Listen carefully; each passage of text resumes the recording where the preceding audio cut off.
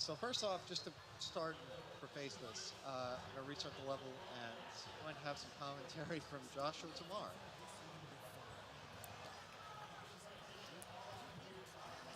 Absolutely. Thank you. Quest ensues, but funny story. So when does time start again? I'll give you a countdown. All right, cool. I'm the bad guy. All right, time starts in 3, 2, 1, go. Crow! Okay. So just to start off, as the commentary before me, at least set straight, is that we're actually playing as the bad guy in this game. So here, in our first level, we're actually kidnapping the princess of this kingdom. So before we actually get into anything, there's something to explain with the physics in this game. So it's not anything like majorly weird. It's just that it's interesting in that if you ever land facing forward, you'll usually have a bout of momentum that'll end up slipping you forward. Or if you jump at the same time that you're hit by an enemy, or just hit in the air, you'll bounce. However, this also goes extremely negative for you, because if you're hit in the air from anything above you, you'll be sent down with an insanely quick force. So you'll see a couple areas where I actually stop and clear out enemies above me because I'm afraid of being dunked into a bottomless pit. That's what you were talking about the grenades going in your face. Yeah, so we'll get into grenades in a bit. So right now, as you can see, we're waiting on a cycle. We're going to sit on top of this towel bot, and it'll take us to our first collectible. These grenades that are in these little purple circles are actually triggered by jumping when you're in front of them. And these are placeholders for the grenades you'll get later in this level, which you'll start to be able to fire your own. Now, another thing to also explain, by the way, is first off, the enemies are being very, very unkind, but when my health is only down by about a heart, enemies will actually start to drop heart containers. Anytime that I'm not down to at least a heart below, wow, that actually exploded directly on me. I haven't had that happen before. We're actually going to suicide on the boss too, which will skip a cutscene. So, whenever you're down by at least a heart, enemies will actually start to drop heart containers. But anytime before that, you're tough out of luck. And here's our first big mechanic, grenades. So at any point, I'm able to fire an uncharged grenade or a charged grenade. They'll go to different distances based on how long I hold the mouse button. Well, there's only two distances, but the point is that you're able to... Yep. Sorry. You're able to chain them together. By the way, there's a little cue here. I was waiting for Crow to say something. Nice is a grenade jump. Can you try to put your mic even closer to your mouth? I feel like I don't hear you very well. Here, hang on. I think it's fine now. Is it? Okay. Yeah, so the main gist of this run is that chaining grenade jumps together is extremely powerful. Yeah. As you can see, and you can skip over massive portions of the level, but you're pretty strictly limited by just how quickly your grenades recharge. So there's only so many areas where I'll actually go for a very large chain of grenade jumps. And specifically, those are towards the end of the game, where I have a lot. Mm-hmm. So here we have our little example of dialogue with Crow, main villain, and Becky, his secretary. Basically, you know, they haven't really gotten to this point before. They successfully kidnapped the princess. The hero previously there just sort of left and gave up. So we're going to continue on kidnapping spree. We're going to restart to get up to the top of the ship. And we're going to head over to the level of Insectia. So we're going to go ahead and kidnap the princess there. How many princesses do you have to kidnap? If I remember, the total is around 4 or 5. You haven't noticed, I'm always good at being one off in my numbers, so I expect it to be 5 or 6. So the other main question that we come here with is, what in the world is a thorax? Because these are bug people. So rightfully, couldn't be the same as a normal bug, right? Mm-hmm. So I don't know, I'll think on that for a while. Maybe we'll get an answer to that later. For now, here's a little example of a breakable wall. Just break with grenades, get money inside. I'll be above this block for some reason that I can get in through. And break the wall. So there's a number of chests in the run that we have to break open because we're on a very strict money route for this 100% run. I'm going to be skipping 2 total. Aren't just included in the 100%? No, actually, the part that's included in 100% is buying all the upgrades. Okay. So I haven't shown it yet, but there's a little shop right before I jump down from the ship. My buddy Stable, a half-held together robot, will sell me upgrades, and essentially it increases to my health, or like augments to my mechanical arm here, or switching out my grenades for a sub weapon. For now, when we go to the next level, I'm going to be buying a couple of very essential upgrades actually, because it'll be a augment for my arm that I'm going to be sticking to for the rest of the run. And also a little show off that you can punch through walls. And your reach is actually pretty far. It's farther than you think. Pretty much just plow through all the enemies, jump before a cutscene, and kidnap the princess where she can even start talking. Is that a Princess Bee? Yep, she's the bee. And in fact, while we're holding her, for whatever reason, we're able to jump quite a bit higher. Our gravity is a lot lower because of it. And so we're going to go on this little lift for a little while. Not going too far, just need to go down a small slope. So something interesting I have to mention with these lifts, you may have noticed that I punched it a minute ago, and it actually moved it forward. So they're actually subject to like a small bout of physics if you ever hit them with your melee, or if they're ever blown up by a grenade. Also, there's a misfire. So I said earlier, I'm going to be donating $5 for every misfire I have for my grenade launcher. So essentially, that grenade I launched just went straight to the ground below me and bounced. I actually informally named those floor bounces, but regardless, you can keep a counter on that for me. So that's one, right? Yeah. Every time a grenade comes out funny, I'll let you know. Okay. Oh yeah, and we also just finally shot the question, what the thorax? But I guess we got shot down. So oh well, maybe we'll figure it out another time. So basically, every time you misfire, you're not failing, you're thinking about charity. Oh, yeah, there's another. So, no, there's another.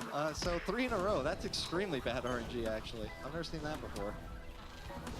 This never happened before the JPEG. Gotta have at least one. We're at a marathon, right? Yeah. I think somebody should keep a counter on that, actually. So here we're just locked in for a little bit in a little arena. Just need to kill a couple enemies. So right now we're at 3, right? Are we at 3? Yeah, we're at 3. For some reason, it just occurred to me that I was like, no, that's insane. There's no way I did 3 in a row. So, last couple of enemies should just be flying enemies. Usually there's 1 or 2 stragglers on the top of the screen. You may also notice that when the enemies are dying, they're shooting out little gray orbs. These are actually extra grenades for me. They'll instantly restock one for me. Isn't really used that much on the route. It's just useful in this little arena. So we're going to hop up aboard these, and we're here to grab this crown. In every level there's, I haven't actually explained that yet, in every level there's 3 crowns and a vinyl. Vinyl is just the music for the level, and the crowns are just collectibles. They don't do anything special, but I'm here for 100% completion, so that's what I'm going to do. Okay, so here's our first boss fight. I'm going to try to catch this before it comes all the way down. Didn't go in it. Alright, so we're going to be fighting Dash, and you may see some likenesses. Sega don't sue, it's alright. So, essentially, we're going to be fighting from the position of Sega character of name I cannot mention against a likeness of Sega character I cannot mention. But so he may tend to have some bad RNG when it comes to placing his towers in awkwardly high spots, because they have random variable height, and he can choose to jump off them after a certain number of attacks. Essentially, I just wanted to stay on a low one as long as possible, so that's really good right there. The concept of this game is pretty amazing. Not It's- gonna lie. It is. It's actually a very fun, like interesting take on it. I kind of like the boss fights. Some of them are more gimmicky than others, but most of them are actually very enjoyable. There's not too many, but they're good. Okay, so after kidnapping Apoija, I always mispronounce her name because I don't know the right pronunciation to begin with. So we have our options here of kidnapping either of two princesses. Ariella, the Dwarven princess over in Winterdown, or Kefra over in Sukochi. So we're going to go straight over Sukochi because it's the longer and harder of the two levels. Because us speedrunners love to get the hard parts out of the way first, and also because it's got RNG. So, you may have seen this earlier in the practice room. I was actually practicing the Sukochi boss. So it's entirely RPG, or not entirely RPG based, doesn't make any sense. It's entirely RNG based, and basically it's just a matter of how much time we're going to be spending on it. So, bought two essential upgrades there. The rocket punch, which extends my reach, and also triple punch. So this makes it so that all these purple blocks I've been running into beforehand are just gone instantly. Basically. You one-shot them? Yep, like Nice. so. And here we cross a very, very terrifying gap. Sorry, every time I go over that, I get a little bit closer to the edge. Yeah, you don't want to misfire that grenade. Oh boy. There's actually setup coming up in just a tiny bit, where if I misfire, I basically mess up the entire setup. Don't jinx it. Yeah, I don't jinx it. Alright, here's Captain Man. He's basically locked the door. We don't care. We go around it. He also says something about his trial of man, but we don't care about that either. Oh, that's a bad shot, so we're gonna wait for him to recharge. Here's a triple shot. Made it. Oh, nice. Sketchy, but we got it. So here's the trial of man. We don't really care. You know, why would we? That was scary. So, you know, he's just gonna go up there. That's whatever. Oh, hey, he's over here now. Yeah, so it turns out you can just sort of beat Captain Man at the Trial of Man for some reason. If you're quick enough, you just beat him to the end if you decide that he's there anyways, so it doesn't matter. So here we just have a long stretch of going down an elevator. There's nothing too much to talk about at this point. You got wall hacks. Yeah, you actually do kind of have wall hacks, except you get much, much worse wall hacks the moment you get rocket punch. Essentially, nothing is safe if it's on the other side of the wall. There's also another thing to mention is anytime that I'm like in the startup of a melee swing, there's like a small bit of invulnerability against like, pretty much everything. So you'll see me just wildly swinging at some enemies. Oh, that's actually very bad. Low health. You'll see me wildly swing at some enemies, just in the hopes that I get vulnerability, because some of them can absolutely ruin me. So normally I would just press my face into those spikes and run by, but because of very low health, I'm just going to go ahead this way. So Tefra's right up ahead. Everybody say hi to Tefra. Okay, everybody say bye to Tefra. So because Tefra was too tough, we're going to kidnap her smaller, weaker brother instead. Because we're an equal opportunist kidnapper. The first time I saw you streaming this game, you were at this part, and I really love this mechanic. Oh yeah. So, like I mentioned before, Apoija. No, I'm just gonna mispronounce her name 3 times real quick. Didn't get the swag strat either. So, basically, now that I have Malachite in my possession, every time I fire a grenade, it'll leave a trail behind for platforms. Each of the princesses has a passive mechanic with them, except for Mayapple, which is the first princess. I'll play a little bit safer with these guys because I have no health. Oh, this is a little bit scary. Anyways, so the next princess has an interesting mechanic attached to her as well. I'm not going to spoil that. Those of you that play the game know what I'm talking about.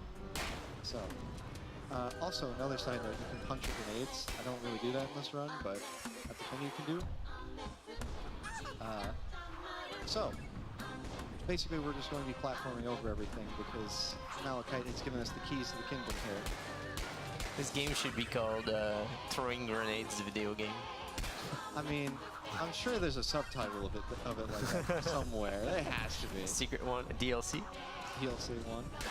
I'm gonna try to avoid spikes. I want to conserve as much health as possible getting to this next part. Oh, I say that immediately take a hit. It's quicker, honestly, just suicide on this spike. And then we're going to go ahead and fire a grenade up. So we want to come through here because the Venom is through here. And it's quicker as pressure face in all the spikes instead of trying to avoid them. Don't follow that as a life lesson, please. Another thing to mention is every time that you either respawn or load to a level, your first shot of a grenade, for some reason in version 1.1, which there's only really two versions of this game, 1.0 and 1.1, in 1.1, every time you load to a level, your first grenade can only be an uncharged shot. I have no idea why. That's only floor bounce, by the way. Make that 4. Racking these up quicker than I'd like. Alright, so we have our next boss coming up. So if you're a fan of RPGs, this may seem familiar to you. I'm basically just going to relax while this plays itself for a tiny bit. I'm gonna say, like I said in the practice room, it took me as a fan of RPG, it took me a few seconds to realize you were on the left. Yeah. Well, it's like the last boss where it's like a Mega Man boss, so you're on the right and your health bar is on the right, whereas normally in that type of game it would be the reversed. So yeah. I mean, like, it took me a second too when I first played this. I didn't quite realize what was going on. But, so, right here we just have our main RNG. In fact, we've gotten good RNG right now. We got high roll damage on Fallon. She low healed herself, so there's a good chance this will 2-shot her. Hey, oh yeah, that's really good RNG. it's pretty much the same you got in practice earlier. Yeah, that's actually really good too. I've had too many runs where Fallon has survived 3 and then Krosh decided to tank through 6, 7. It would have been the closest I'd ever come to actually losing this, which I've never seen happen. So anyways, this will basically play itself for a tiny bit. We're just going to Orbital Strike Rostin and then Krosh, just in order of how fast their attack animations are.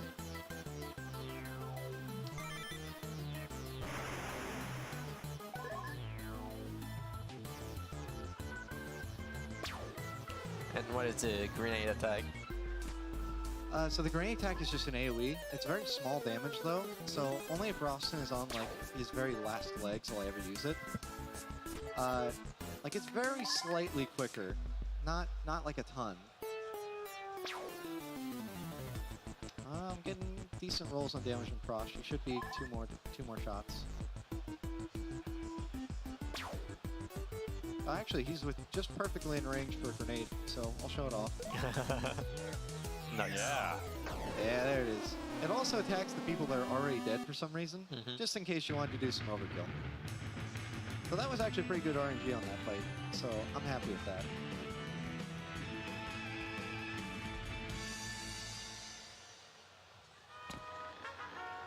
Alright, so Becky makes a comment about Malachite being the ugliest princess she's ever seen, yada yada. We're going on to the next level. So over in Winterdown, Land of the Dwarves, it's mostly going to be some interesting commentary from Becky and Crow. Crow goes into some dialogue about how he has a spice so evil and so terrible that it murdered all of his other spices. So, I wouldn't keep that in your kitchen. You're gonna get a dwarf princess. I mean, no. So let's. Okay. So let me mention that the dwarves toting shields are actually another version difference between 1.0 and 1.1. There's a couple different placements for them, and for whatever reason, they just bounce you off their shields instead of doing anything else with them. It's only in this first part of the level, but something to make note of because it's using their crown. And then you can see I'm using the invulnerability to avoid 2 of the axes, didn't avoid the 3rd. Well, he dropped health, so it's all good. Can we just take a few seconds to appreciate this song? It's actually really good. In fact, we just got vinyl, so we can listen to it wherever we want. Big upside. Hey, that's actually very nice. So up ahead we have a mini boss. Just about the only one you'll really see in this game. And say hi everybody to Dr. Meccano. Hi. Alright, say bye to Dr. Meccano. Bye. Yeah, so essentially with Rocket Punch and Triple Fist, you can one-cycle that boss extremely quickly. So here, instead of us kidnapping Ariella, she's going to be kidnapping us for a second. So, you know, just sit back and enjoy the ride, because Pro certainly isn't. So basically, the main mechanic here is that our right click will melee, it's got a very wide reach in front of us, and our left click will throw axes, which will only restock when they come back to us, and every time we hit a wall, we'll turn around. Oh, so of course you have to be very careful not to get hit by enemies. Big Just- oop. Yeah, specifically because of that. It's not too far of a loss though. There's some very bad spots to get turned around on, but I'd say that's not the worst. In fact, we got our money back anyways during the death transition, because for some reason you can just wildly swing sometimes and you're dead. I don't have any explanation for that besides Pro just decides to leave a ghost behind at times. So, of course, the entire cave is collapsing, because why wouldn't it be? Everything has to go wrong in these kidnappings. And as you can see, we passed our last crown, but we're going to turn around and get it. And our call for backup has finally been returned, because Becky is sending our ride for now. I'm just going to refer to it as that so you can see what it is. Actually, now would be a good time since we've got a run up. All right, so we got a couple donations that came in. We have DD Gamings for $25 who says, I heard Magician was more fun, so let's see this bad ending. 2 birds, 1 stone. And then we got Ikaheishi who says, woo me for $12. And the projectionist donated $20 as well. So thank you very much, everyone. We've actually met the incentive for the additional bad ending a while ago, so that's going to happen. How excited are you about that, Speaker? Actually, very, because it's got probably my favorite audio clip in the entire game. So, anyways, I circled it when we were walking by, but this robot has tiny baby legs for reasons I can't explain. And here's the next boss fight. We're going to be fighting the Dwarven hero, basically with our giant mech with fists. So he has a audio call out Dab. every time he's going to attack. Why are you dabbing? It's awesome. So, also, shout out to Ika and Ikaheishi and Projections. There's some people from the Nefarious Discord. This princess doesn't seem to care about being kidnapped. Actually, she asked about taking the controls over for a minute when you first get in. So, I don't think she really cares. I think she just wants a shot at it. And why wouldn't you? Yeah, I would too. Just gotta make sure that he's done. Heroes always lose. Yeah.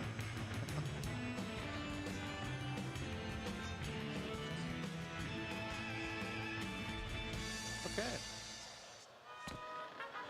Oh. Yep. Oh, yeah. So, anyways, now that we've kidnapped 3 princesses, we're kind of low on money.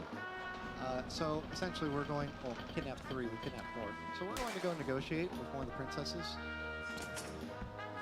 After we grab a vinyl that's for some reason in the bottom of our elevator shaft. And so here's the only one example I can think of is of mash, but don't mash too hard. Because if you mash too hard, you can actually start her dialogue twice. And it will play the cutscene twice, but it won't place the actual level. Also known as overmeshing. Yeah, overmashing. There you go. I'm not sure if this quality applies to potatoes, but I wouldn't recommend it. Yeah. I tried it. I'm not gonna lie, like my mind wandered to mashed potatoes as soon as he said over mashing. Well, it should. All right. So, this level, we're just gonna walk right off this. Just hold right. And, this is our breather level for now. We have a nice, colorful adventure into the ocean. What? You can breathe underwater? Nah, it's got a little dome on it and no oxygen supply, so it's okay. Yeah, but are you gonna take a breather? Yep. Well, I mean, I will be. They won't be. Oh, okay. I'll just let that sink in for a minute. The ocean puns are going to be coming in en masse, aren't they? Yay. I should be saying en masse, but I tried. There's a whole wave of them coming your way. It's going to keep coming. Oh boy. But don't worry, we'll keep them current. We won't go off track. Just be sure to anchor yourself at some point. All right. Why did I agree to sit on this couch? Nobody asked you. So, the only thing to be cautious of in this level is absolutely nothing, because it's very hard to die. So, I'm just going to be slamming headfirst into basically every possible thing. That's actually very... Is that a potato? That is a random boulder, and that's bad to happen. Normally catching that cycle is like pretty unlucky, but it's whatever, because it doesn't lose me that much time. Worst that can happen is I get caught in a monster's jaw for a second, and, right, we haven't seen monsters yet. Anyways, basically the main gist of this level is just manipulating the anchor to get around a little bit quicker. There's a very, like, small window of, like, time difference you can get from actually manipulating the anchor correctly. I gotta say, I dig the submarine backflips. Those are pretty cool. Probably the best part is just every time you touch anything, you just do rolls against it, and it's awesome.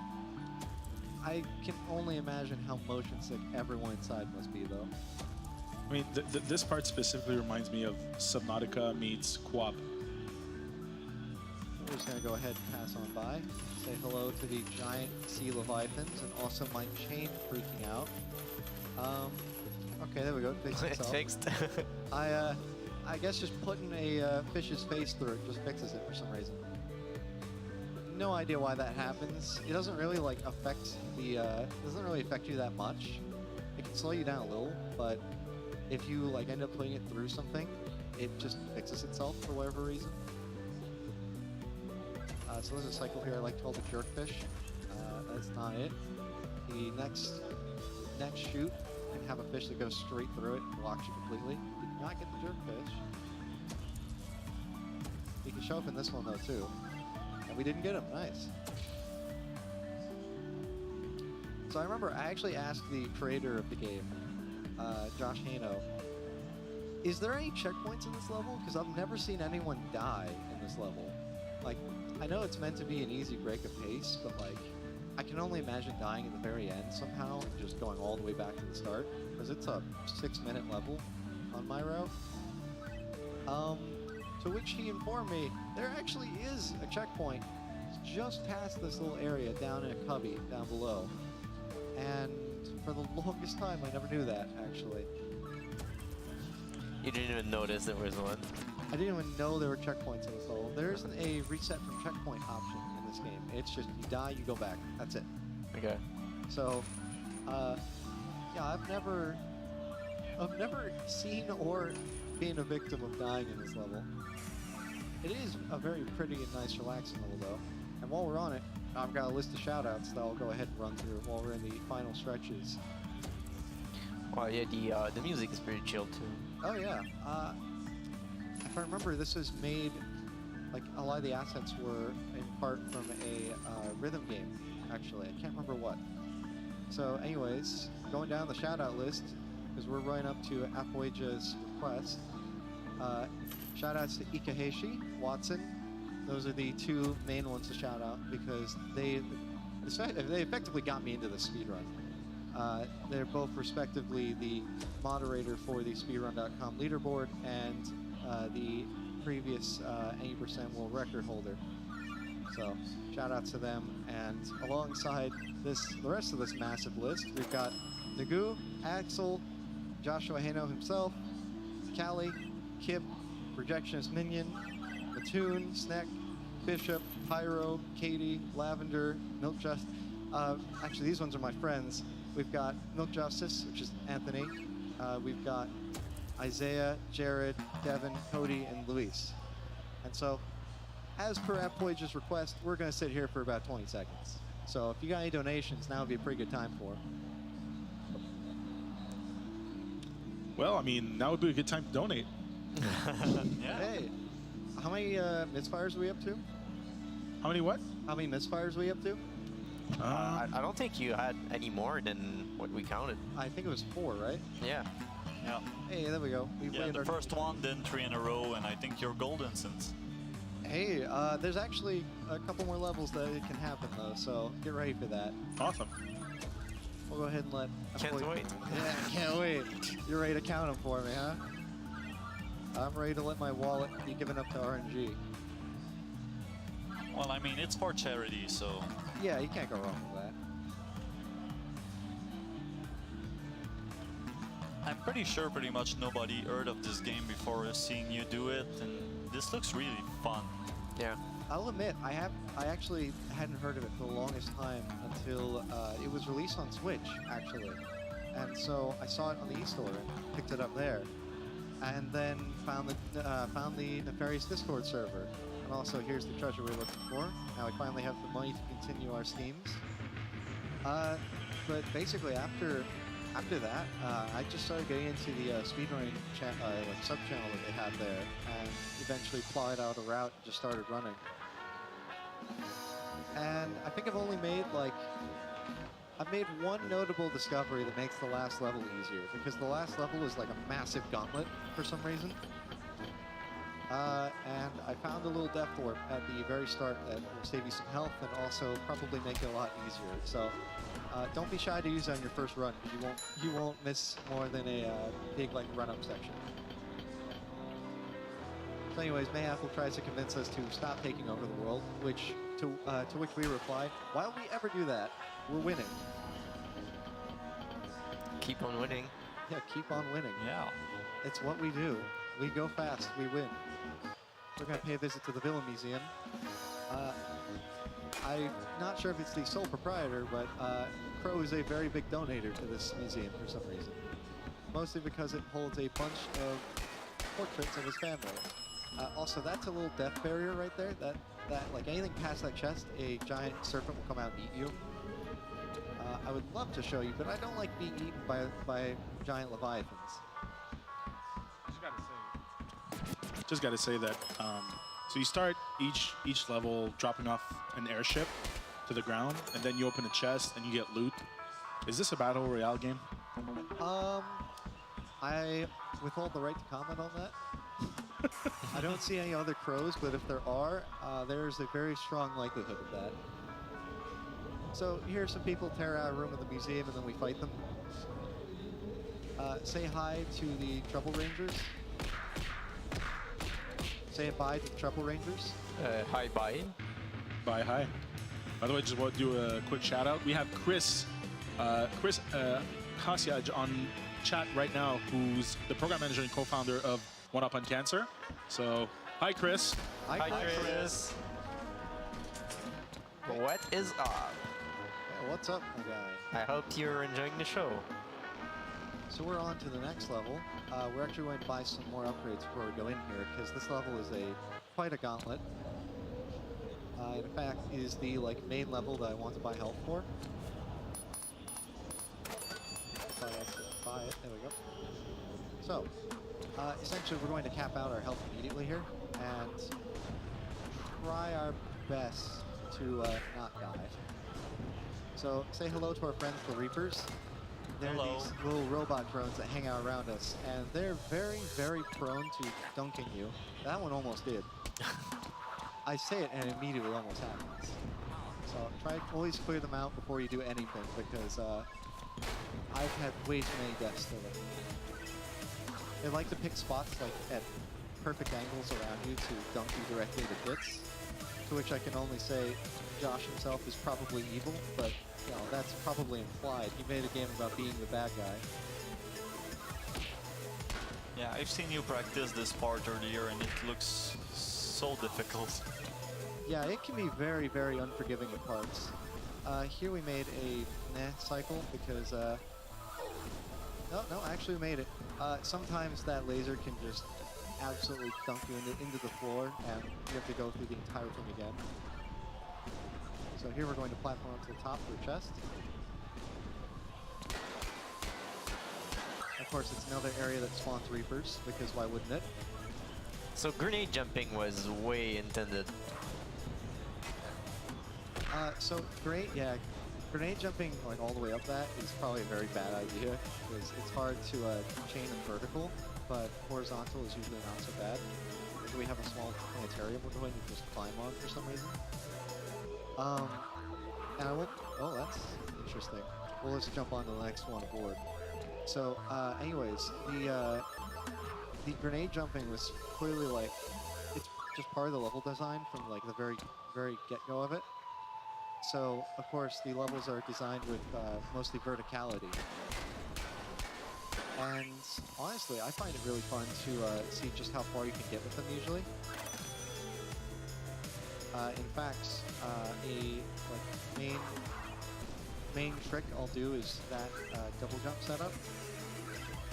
If I did it a little sooner, it would have been better, but here is an area of Reapers that like to try to dunk you again. An area dedicated to them. My favorite. It's like the Captain Crunch cereal. It's just oops, all Reapers for some reason. I've no idea why this area is like this, but it just is. So this wind only gives you like infinite jumps? Yeah, the wind. I'm not hitting spacebar. It's just once I hit a certain point in the fan, it'll jump me. Okay. Which you wouldn't quite realize looking at it, honestly. And here we find Faraday, the next princess we're going to capture.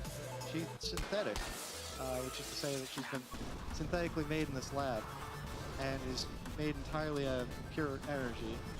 I don't have a further explanation for how that works, so these Reapers want to follow us all the way down here. So, we're going to jump on down here into what looked like a bottomless pit, and we're going to go find Farah's family and take them with us too. Go, you have infinite grenades now? Yep, we have infinite grenades, move faster, and jump higher.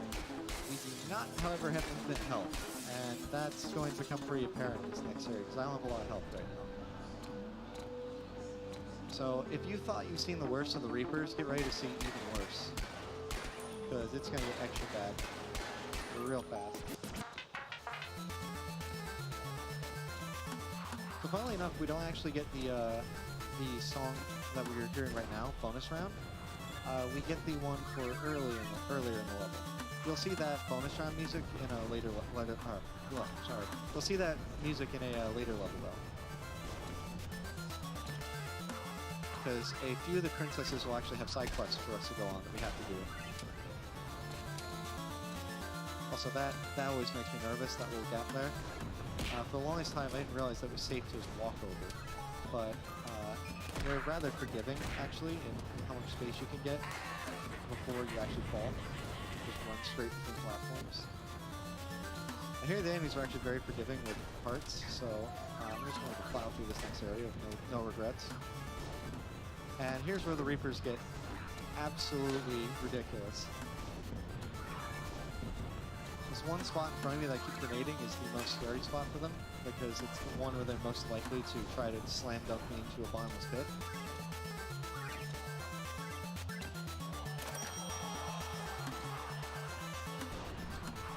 Okay, and we just have a chest up here, and then we're going to run down a straightaway to a boss fight. Also be surrounded by Reapers, because we always are. They're always just off screen. You don't have to see them to believe that they're there.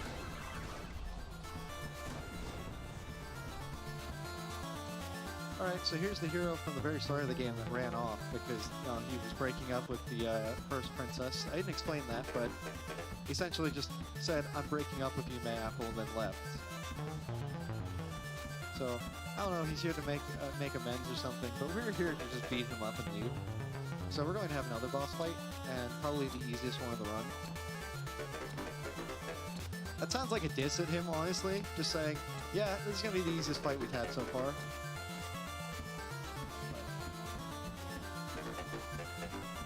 So for whatever reason, we find an old invention crow mate here, lay around the Adam code for some reason. So we're going to take it to the streets and beat up Mac with it. Get into robot Shinji.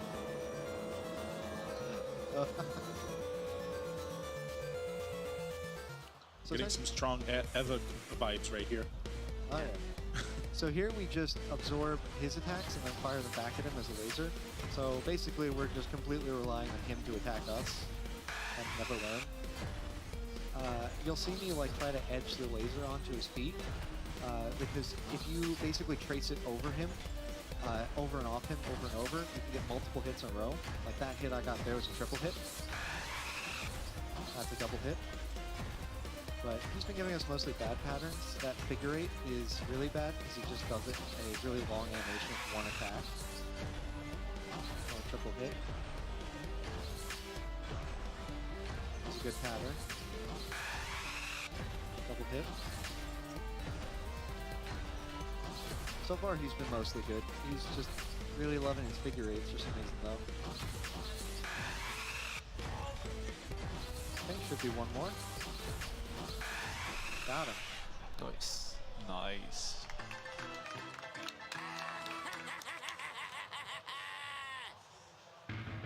So the boss fights are very different from one another. Yeah, so they all have individual gimmicks. That's pretty much the most of the boss fights though. There will be a boss rush later, but that's about the rest of them you'll see.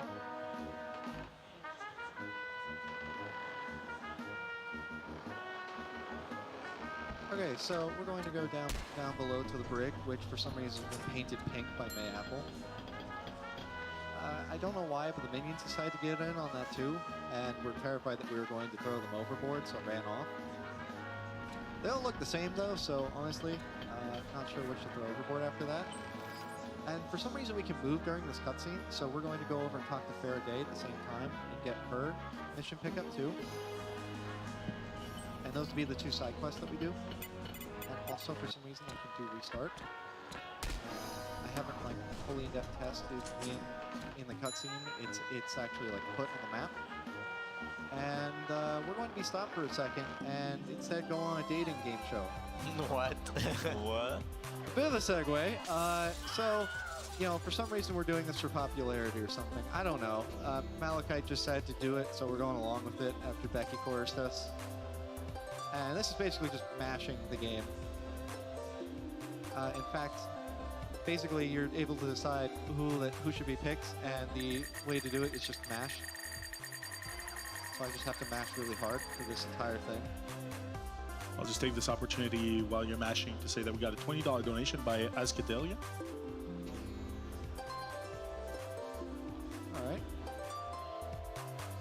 Also, another thing of note is that, thankfully, decisions are, like important decisions, like which person you're picking or menu options are actually bound to space instead of E. So thanks for that, Josh. It means I'm not accidentally mashing through the good end or bad end choice at the very end. Oh yeah, and then Malachite just confesses his love to the dwarf princess, who both kingdoms are at war with currently. So that's awkward. Anyways, we're going to go back aboard the ship and continue on like this never happened. Go ahead and have fun reading the credits because they've got a couple of interesting things put in. Let's see, Art Monkey, Josh Hano. All rights reserved, especially yours. They're ours now. Deal with it. These things you'd expect in the credits. And I just saw something like, put me in the credits, Just put me in the credits. Don't put me in the credits. Oh, okay. Yeah, that's actually one of my favorite ones. Oh, it actually didn't place Pharaohs, so we're going to come back and do that after. But basically, what was the point of the dating game? Absolutely nothing, but it places the... It's actually important to do. There is a way to skip it, but in fact, it's actually pretty difficult, but I found a way to skip it. Completely worthless, though, because you have to do the dating game. It places the Rattle Track Rails mission on your map, which you have to do to go to the final level, Bramble Flats. Oh, okay. So essentially, I couldn't skip it even if I wanted to. Also, these electric floors instantly kill you, so that's terrifying, but we're okay. This level is probably the scariest of them, because these paddle bots are basically the only thing keeping you from death. that's like the one part that scares me the most. In this area, I go for a couple of these coins because I'm a madman. There's like 100 loot crate coin that also I forgot to mention the name of the currency is loot crate. Anyways, I could make an attempt to get the 100 loot crate one, but I'm also not insane, so I'm not going to do that. You know, I say that after saying I'm a madman though, so one of these days I'll go for it. I actually missed the elevator cycle, so we're just gonna sit here and shoot at Reapers for a bit while they decide to toy with us and dance around just outside of our reach. Say hello to Walkbot. Say goodbye to Walkbot. Goodbye. This Reaper is sitting just outside my reach, just right to toy with me like that.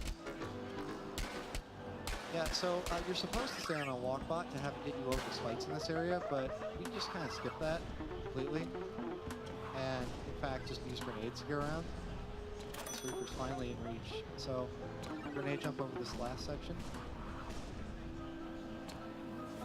And there's oh, that's a misfire. That's 5. Oh. I didn't even notice it. I saw it. I realized it because it messed up my my setup. So it may actually, it's going to be quicker to just go ahead and take a death just after this next checkpoint. Because there's this big ringer area of spike balls that's actually extremely difficult and time consuming to go through correctly. So we just tank a couple hits and take a death here because it's quicker. Oh, that's another misfire. That's 6. Ah. I saw that right before I died. I shouldn't be firing grenades willy-nilly. Yeah. This level is just like sucking the money out of my wallet slowly. So we're actually going to try to grab a couple loot crate along the way while eating spike balls to the face. You know, it'd be nice and difficult, a little challenge to get through here without getting hit, but I bought all the health upgrades, so this is my right.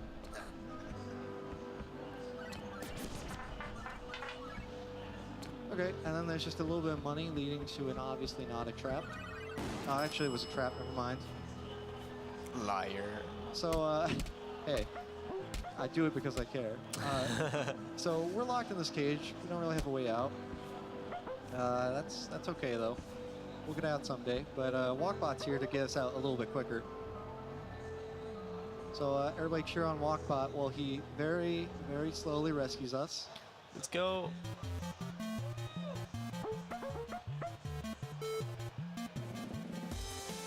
He has short legs.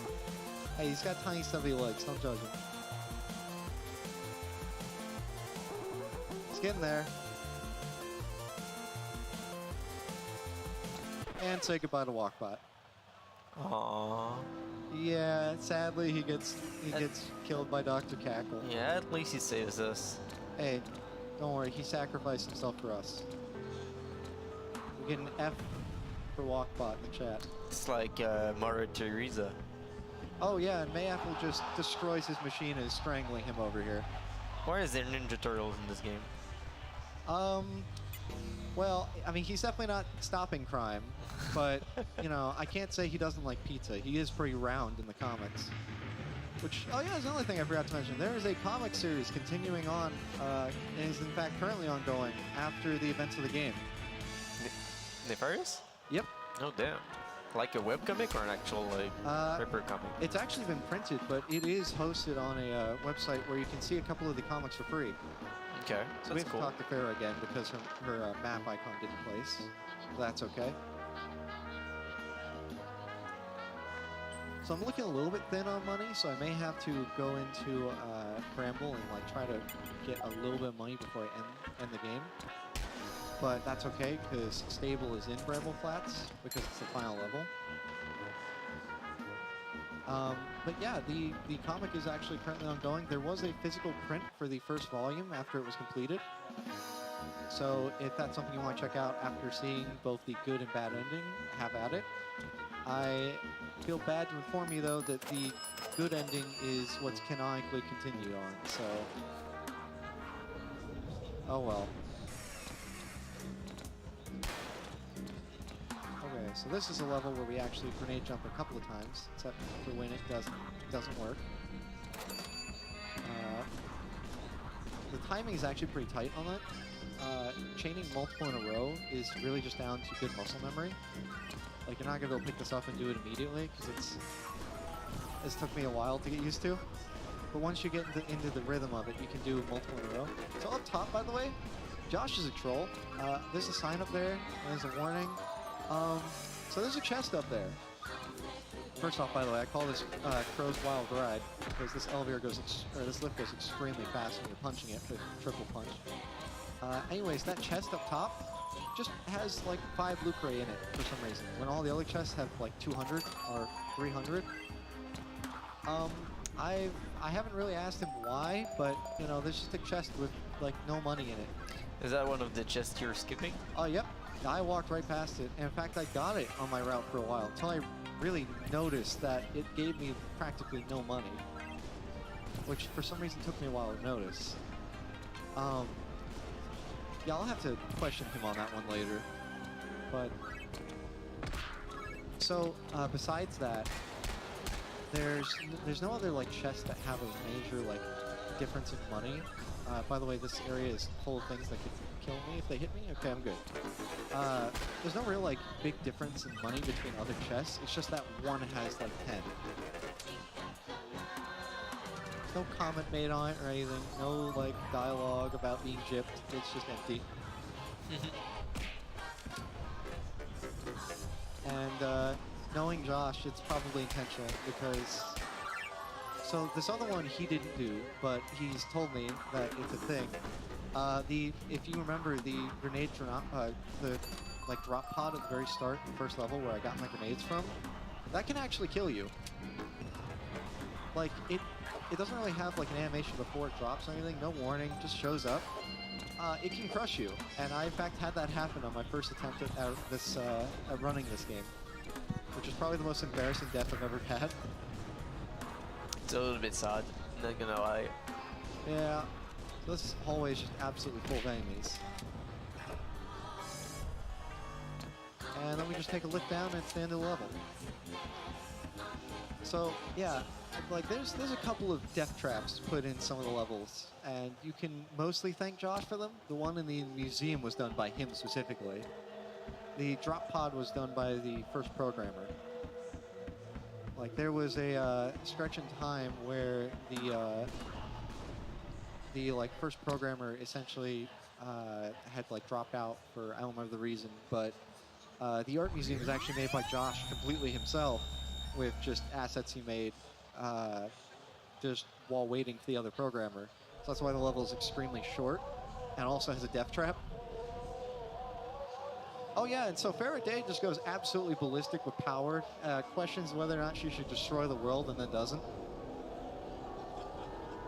Just gonna glaze over that one. That one's not too important.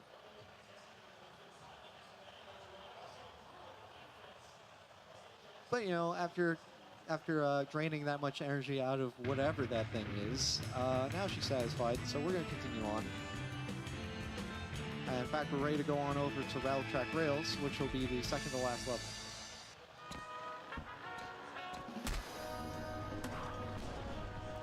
I thought I heard you say that this was the last level. So, yeah, no, this one is the second to last. It's getting there. So if you like westerns, you may like this one. If I like westerns? Yep. All right. So we're gonna be robbing a train. Oh dang. So we had like Sonic, Rayman, Mega Man, now it's Red Dead Redemption 2. Yeah, I mean this game was way ahead of its time. Did the whole robbing a train thing before Red Dead could. Actually, could you rob a train Red Dead Redemption 1? I don't remember. In Red Dead Redemption 1, no. Oh, well. I know, but this reminds me of Tin Star on the Super Nintendo. You're right, it kind of does. It essentially it's just a side scroller where there are a few places where I can gain some time by killing enemies before they're fully on screen. But besides that, it's basically just an auto scroller. So if you have any donations, you're completely welcome to read them off. Well, just as you said that, a $5 donation came in from Milk Justice, who says, "Hello, speaker. Just a quick question. The shirt underneath your hoodie is what I think it is, right? Oh, if yeah, so, you're right. If so, you best remember to take that hoodie off." You're right. You know what? I got time. Let me clear these enemies and just... Come on, people. Let's not get too freaky here. We gotta keep it PG. So this shirt was actually custom made for me from one of my emotes by a person on the Nefarious Discord, Pyro. So yeah, shoutouts to them. They also sent me 2 decals of this shirt, which is just cool. I put it on my Switch, and I haven't done anything with the black vinyl decal. Probably gonna put it on a mug or something. Yeah, as it turned out, people on the Nefarious Discord are very friendly, so be sure to drop by and say hi if you get the chance. Oh yeah, also some dialogue here between Crow and Ariella. Just something about tying damsels to the train tracks. Apparently that was something his grandpa used to do. I don't think about that one too much, because apparently he didn't ask for ransoms.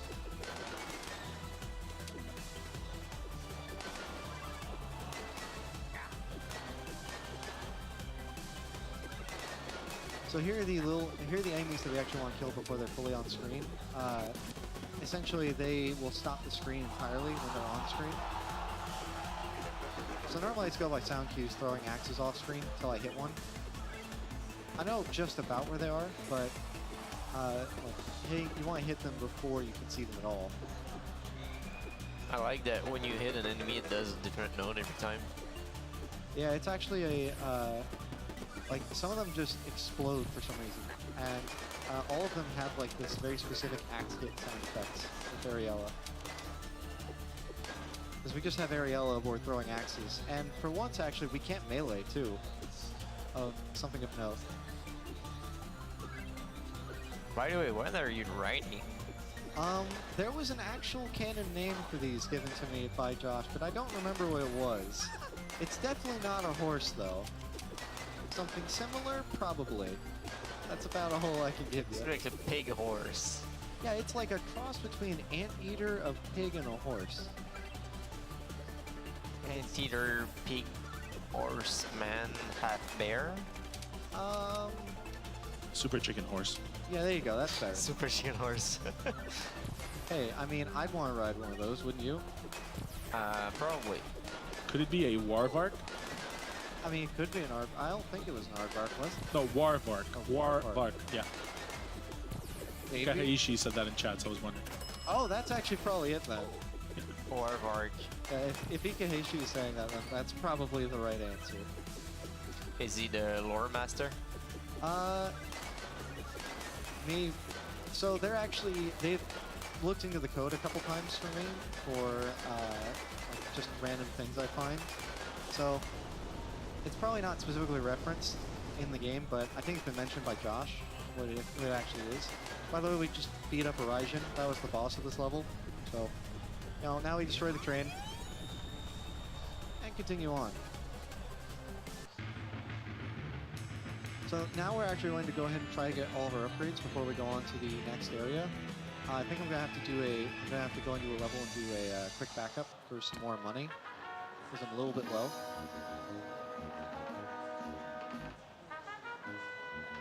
And luckily I know just the place to go. We're gonna go to Farah's level, or Farah's extra level.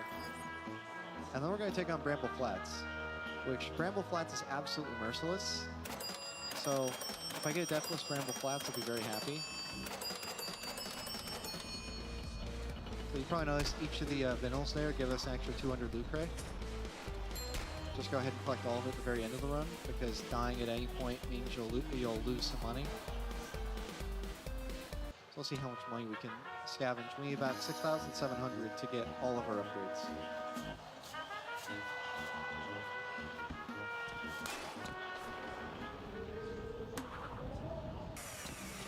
So we're gonna go ahead and make a run quick to the heftiest like dump off of money in this area. The grenade pads will be forgiving with us. I've had times where they'll just refuse to work for their own reasons. I'm sure there's some.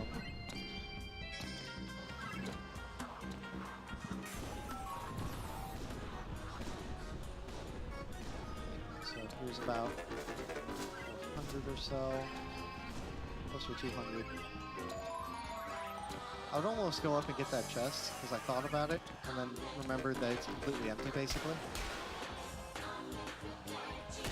There's one more pocket of money here we're going to pick up, and then we're just going to head straight into Bramble Flats. That's the stage, just the correct thing to do. Oh, actually, now that I think of it, instead of going directly into Bramble Flats, we're just going to go ahead and go quick, like repeat once again. This is probably actually the quickest way to get money, is just repeat Ferris Folly, the very opening. I don't want to be closer to 6,700 because there's not a ton of money in the run-up to Stable and Bramble Flats. It's probably, if I were to grab most of it, a couple hundred at most. So making up 8,000 difference is not easy.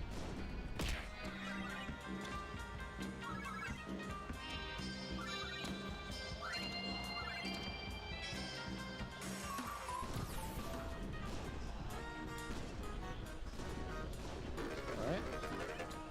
And with that, we're going to head into Bramble Flats as soon as I grab this.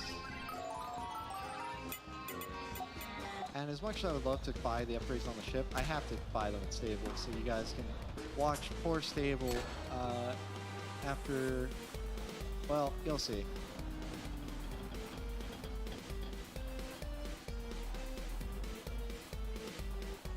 Another thing you may notice, by the way, is that my money is not in even, it's not in like flat 5-0 in the single digit. Which only happens if you pop open one of the chests and don't get some of the very tiny single loot crate coins. For some reason the chests have those, and they're the only ones that are in the game. There are none in the overworld whatsoever. So if your money ever ends up with a weird number, it's because of that. So this level is essentially us. Oh, that's another wrong shot, by the way. I think that puts us to 6, right? Or is that 7? 6. Alright, someone can fact check me on that. I'm half certain it may have been 7, but I'm pretty sure I'm wrong for the sake of myself.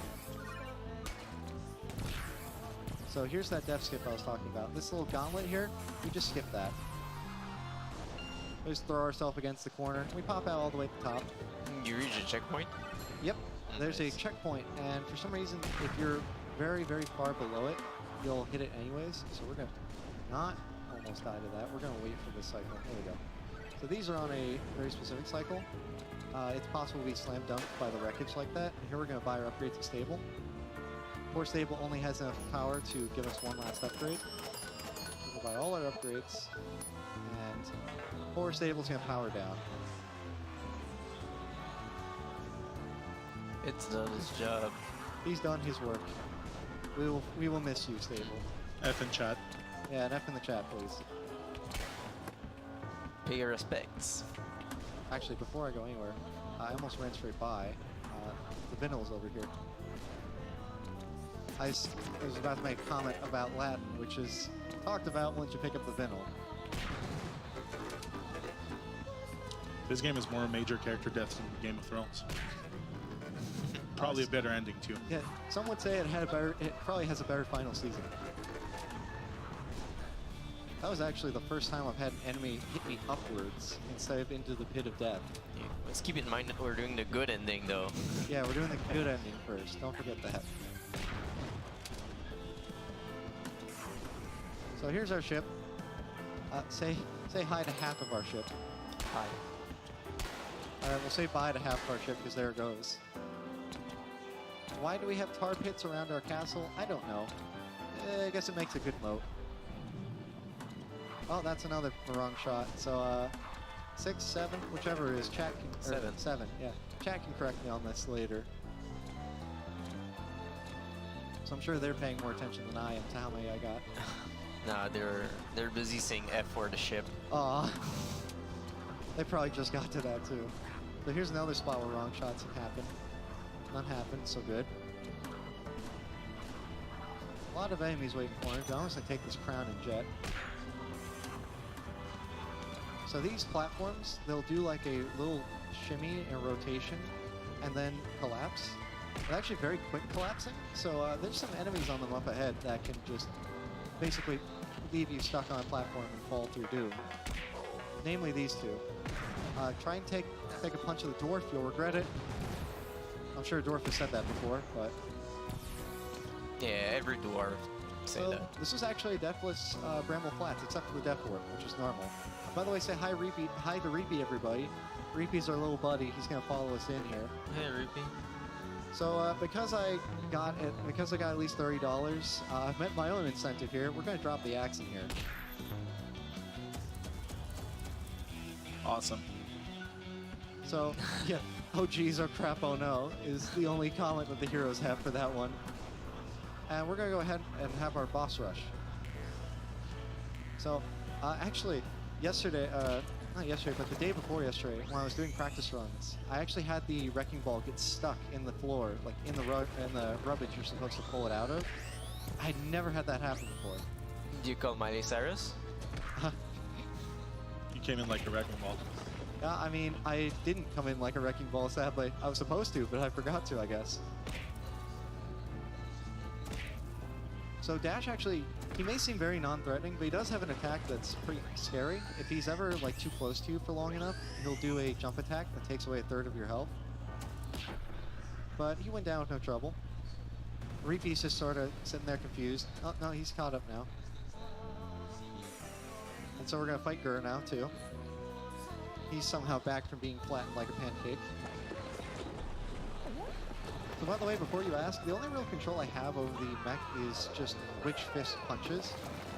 It'll lean closer or further based on both where he is and also where I was leaning to beforehand. Because I can lean to either side as well.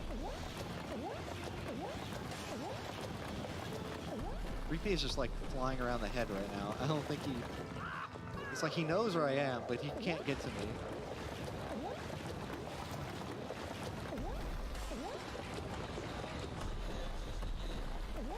Squash that door.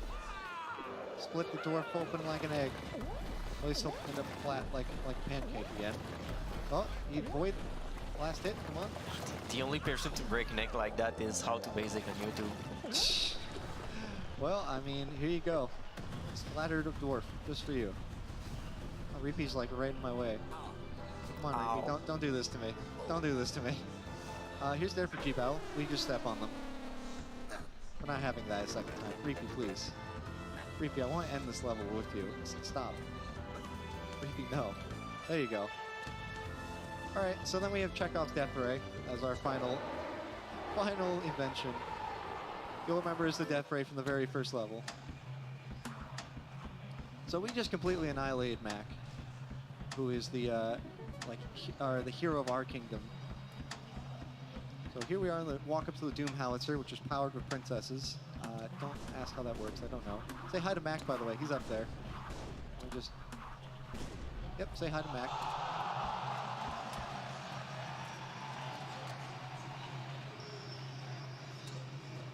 We may have just lasered him, but that doesn't really matter. So anyways, we're going to take the good ending. And so because we decided not to power up, Becky's going to drop one of the crystals on us, which basically shatters our spine and our helmet. And then claims our kingdom, so she is now, she claims our, she basically claims our entire, domain. So it is technically able to be listed as a kingdom, so she's now technically a princess. So she's able to finish powering the machine. Mayaple's going to break out, and we're going to fight the final boss as Mayapple.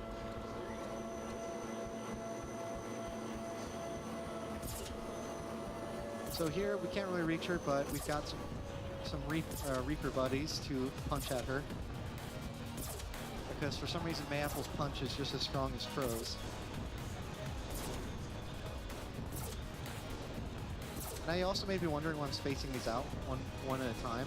I could be punching multiple at her at once, but there's a brief invulnerability window between each hit. So second phase. So there will be a third phase, and then last hit on final phase will be time.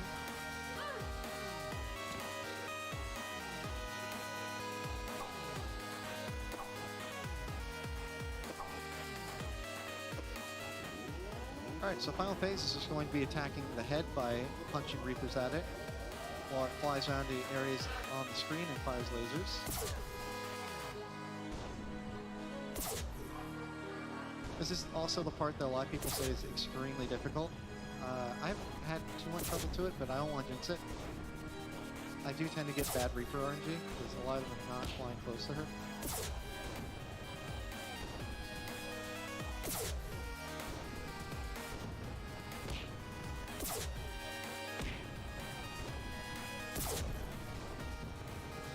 Almost there. 2 more hits. One more. Alright, time. Yeah. Hey, 109.43, that's not bad.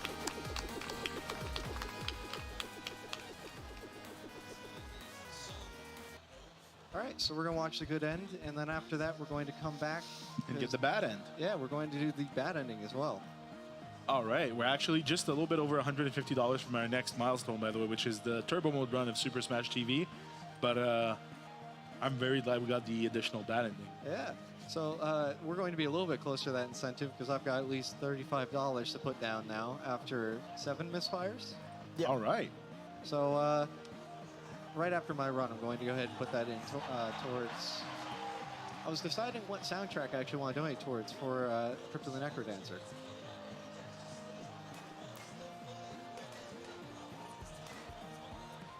So this is essentially just a played-out cutscene. There's a little bit of dialogue at the end between Becky and Crow.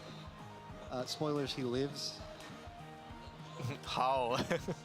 I'm still asking that myself, but his armor looks pretty busted up, pretty damaged. So, I don't know. I guess it's just that good. Walkbot. He did make a comment about extreme internal bleeding, so I'm not really sure. Maybe they just have a really good medic on hand somewhere. Oh, hey, Stable lived.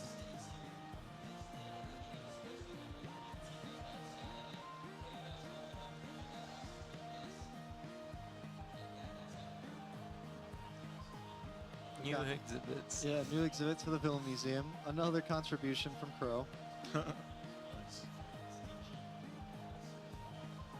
And then over in Macro City, Mac asks if he can get back together with Mayapple, and then she dumps him. So, you know, happy ending all around.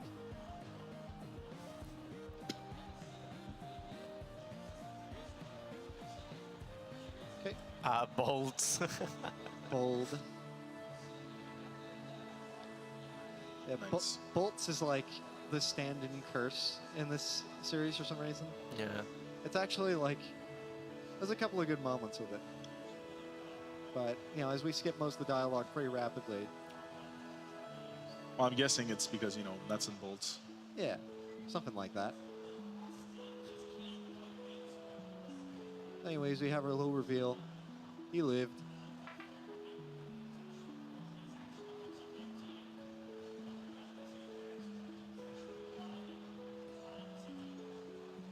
So they'll start anew in the first comic, which is Trouble in Paradise, is issue 1 of it.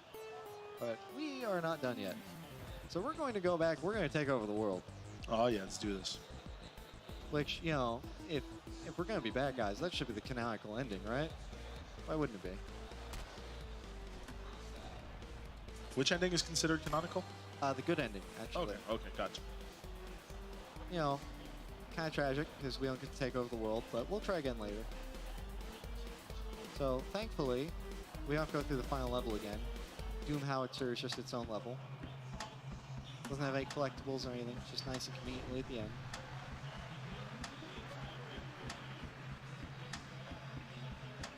So we're going to go ahead and say hi to Mac again, but twice. Hi, Mac. Hey. And now we're going to fight him in a second. Because somehow he survived the death beam after being... I don't know. He survived way too much at this point. So he went out and collected some random trinket orbs of power, and then, you know, whatever. We're going to fight him now. So he's going to fly around like an annoying wasp, and we're going to shoot at him a bunch.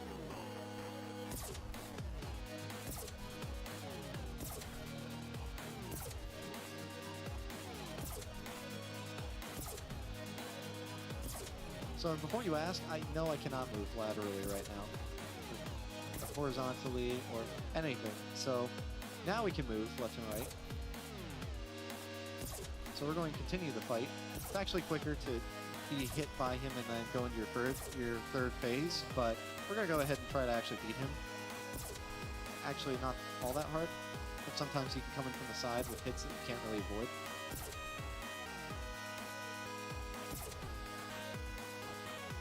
There's a very long window between shots, so as long as you're timing it appropriately, you can pretty much hit him every time he pops out.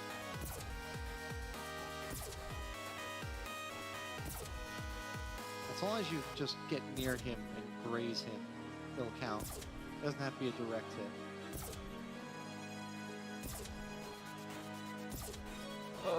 It's close. It's getting down there. Oh, you got me. All right, third phase. Here we go. This one we actually have to win. To which we say, all right, nah, say directly to my face.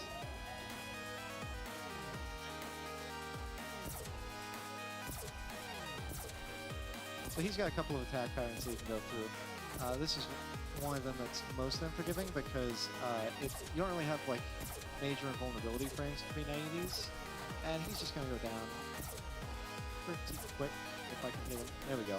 And it's over. So now here's our bad ending.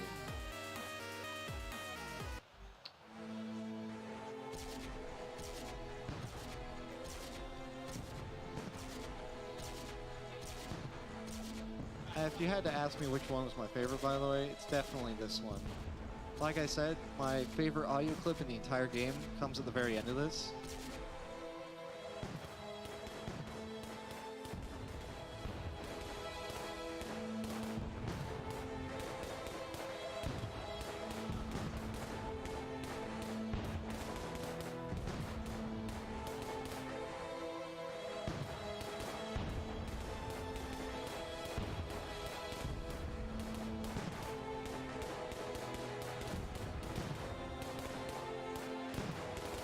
Yeah, with the overwhelming power of the Doom Howitzer, it's probably not all that hard to take over everything.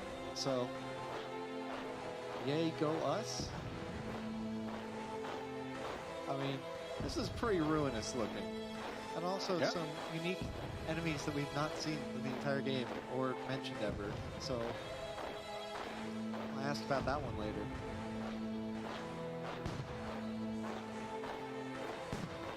No more police. The anarchy.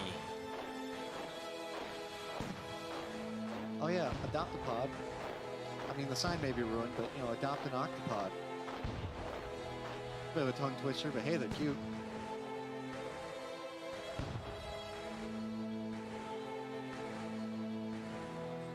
We have a little dialogue from each of the princesses going on about how they're angry that we betrayed them. But, you know, we didn't really betray them. I mean, we kidnapped them. We weren't trying to make friends or anything. That just kind of happened.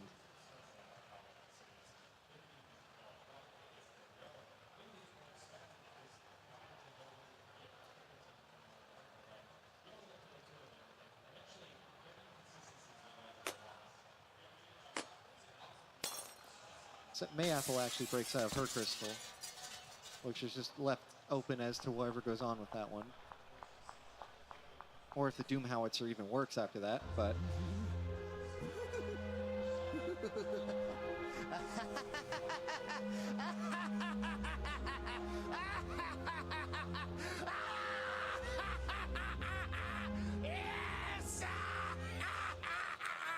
That's pretty good evil laugh, I gotta say. Yeah, Josh Samar has absolutely the best evil laugh I've ever heard. So props to him, man. That's absolutely amazing. I wish I could have an evil laugh even half that good. I mean, you can feel the evil. Yeah, like you can feel it as he laughs. You can tell immediately this is the bad guy.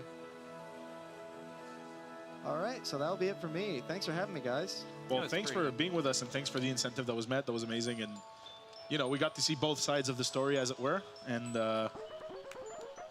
Yeah. oh, let me guess. There's a tiny little dialogue at the end, but it's nothing major. It's just Mayapple going on about how she escaped. So, but yeah, it was absolutely fun to be here. I may end up on a couch or two afterwards. I don't know. We'll see. But till then, Until then, thanks for having me, guys. I've got donations to make. awesome. Well, I'll make sure to read them. All right, thanks. Amazing. So, ladies and gentlemen, this was Nefarious by The Speaker. We saw both endings for the 100% category. Now, coming up next is Blaster Master on the NES. Well, the Famicom, actually, because we're going to play the Japanese version. Any percent warpless with David TKI. So, get ready to... Oh, no, it's VVV. Oh. No, Crypt. I'm like 2 hours ahead on the schedule.